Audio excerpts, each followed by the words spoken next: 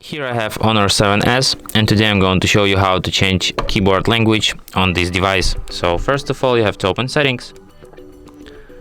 Then you have to go to the System section, Languages and Input, Virtual Keyboard, Swift Keyboard,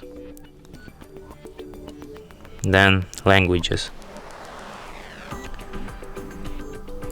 Here you can select languages in which you want to type. Here you have some of pre-installed languages here, and if there's too little languages for you, you can go to the all languages and install any language you want. Let's select one of the pre-installed languages, for example this language, and try to write down something in that language.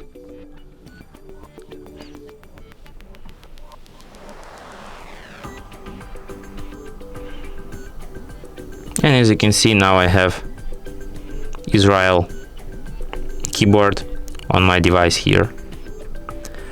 And that's it. Thanks for watching. If you find this tutorial useful, don't forget to hit that like button and subscribe to our channel.